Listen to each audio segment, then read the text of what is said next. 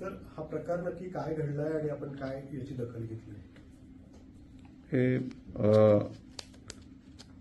6 तारखेला कामशेत पोलीस स्टेशनच्या हद्दीमध्ये तेजे गावाचे आजूबाजूला एक फॅमिली जे आहे ते संभाजीनगर वरून इकडे पुणे परिसरात आली होती आणि त्या रस्त्यावर जात असताना त्यांना काही इसमाने थांबलात. एक जायलो गाडीमध्ये होते 6 जण आणि त्यांनी सांगितलं की आम्ही पोलीस आहात आणि पोलीस आहात आणि तुमच्या गाडीमध्ये कुठल्या प्रकारचे नार्कोटिक्स किंवा इतर प्रकारचे जे साहित्य आहे ते असण्याची शक्यता आहे, म्हणून त्यांनी त्याची चेकिंग केली.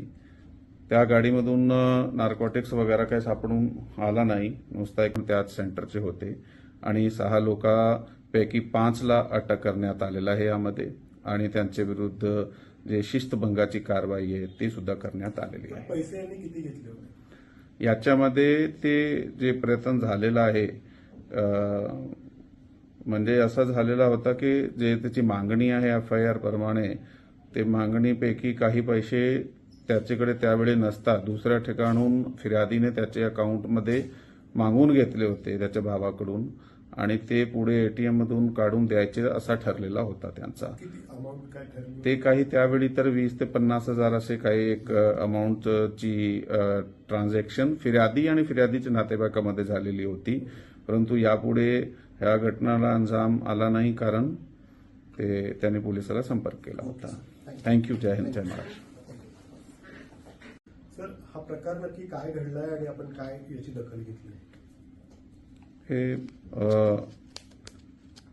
6 तारखेला कामशेत पोलीस स्टेशनच्या हद्दीमध्ये तेजे गावाचे आजूबाजूला एक फॅमिली जे आहे ते संभाजीनगर वरून इकडे पुणे परिसरात आली होती आणि त्या रस्त्यावर जात असताना त्यांना काही इसमाने थांबलात. एक जायलो गाडीमध्ये होते 6 जण आणि त्यांनी सांगितलं की आम्ही पोलीस आहात आणि पोलीस आहात आणि तुमच्या गाडीमध्ये कुठल्या प्रकारचे नार्कोटिक्स किंवा इतर प्रकारचे जे साहित्य आहे ते असण्याची शक्यता आहे, म्हणून त्यांनी त्याची चेकिंग केली.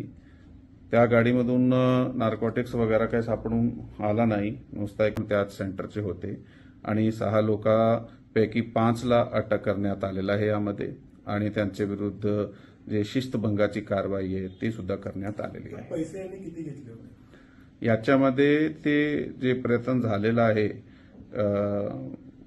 म्हणजे असा झालेला होता की जे त्याची मागणी आहे FIR प्रमाणे ते मागणीपैकी काही पैसे त्याच्याकडे त्यावेळी नसता दुसऱ्या ठिकाणून फिर्यादीने त्याच्या अकाउंटमध्ये मागून घेतले होते त्याच्या भावाकडून आणि ते पुढे ATM मधून काढून द्यायचे असा ठरलेला होता त्यांचा. अमाऊंट काय ठरली? ते काही त्यावेळी तर 20 ते 50 हजार असे काही एक अमाऊंटची ट्रान्झॅक्शन फिर्यादी आणि फिर्यादीच्या नातेवाईकामध्ये झालेली होती, परंतु यापुढे ह्या घटनेला अंजाम आला नाही कारण त्यांनी पोलिसाला संपर्क केला होता. थँक्यू. जय हिंद, जय महाराष्ट्र.